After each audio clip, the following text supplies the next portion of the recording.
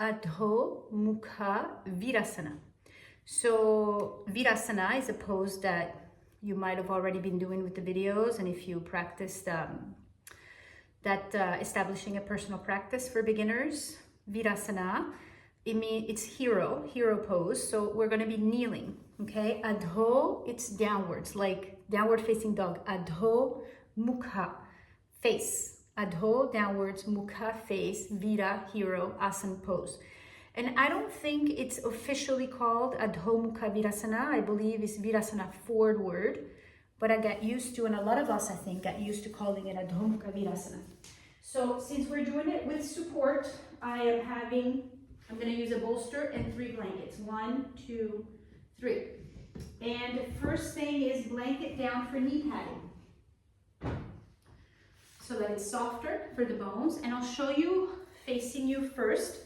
Big toes touching, knees apart, and you sit on your heels. So the space between the thighs is just enough, not too much, huh? This would be too wide, not too wide, and not too narrow either, okay? It's the knees are a little bit wider than hips distance apart. So with the big toes touching, make sure the big toes are on the same plane. Make sure that you don't have one foot behind the other. Make sure your ankles are straight, and then have a blanket under your sitting bones, not behind your knees unless you need it, okay? If you need special support for the knees or the ankles, you can get some of that information in the knee problems, ankle problem videos for Virasana. Have your blanket just under the sitting bones unless you need something specific.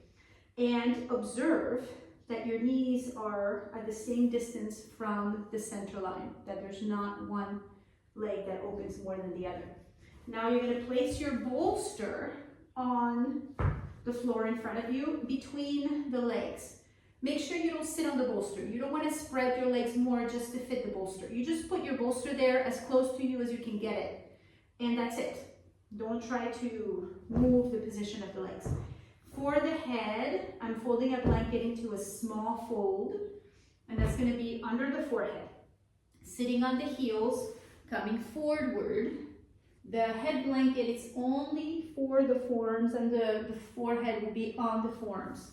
So make sure your nose is not squished. The nose needs to be free. You need to be able to breathe freely. It's extremely important. And place the forehead down. Now, let there be a natural cervical curve. So don't tuck the chin in towards the chest too much.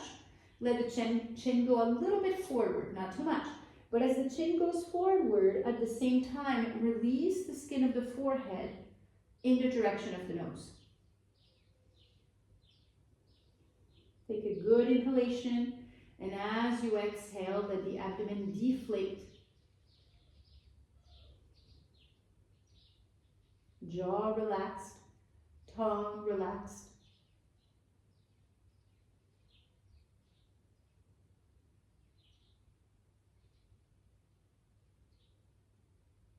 Change the cross of the arms. This is a pose that can be very helpful if your back is achy. If maybe after doing a supported pose over a bolster like Supta Baddha Konasana or Setu Baddha over the bolster, if you feel the need to come forward, you can do Adho Mukha Virāsana over support. Or maybe just to do it because it's comfortable, it's comforting, it's restful and peaceful. It can be useful for headache also, for menstrual cramping, for abdominal cramping,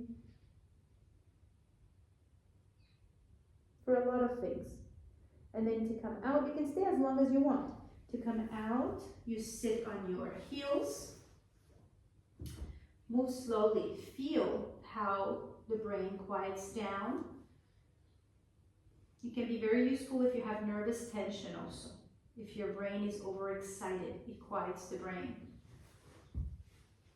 If you have depression, it's not really recommended to have the forehead down. You would actually have your chin forward on top of a block, on top of the bolster, forward. And then take a blanket away from your sitting bones, come to all fours. And when you do kneeling positions, always come out the way that I'm showing you. If you need to, you stretch one leg at a time. If you don't need to go through that step, you just cross the legs. Straight up, cross the legs and sit back behind your feet and stretch your legs forward. But it's important to learn to come out of kneeling positions. Don't come out by swooshing the legs out to one side. If you're not able to cross your ankles like I showed you, then you can come onto your feet like this. And you don't even have to sit, you can just stand. Or if you want to sit, you can sit. But don't sneak the legs, both legs over to the side when you come out.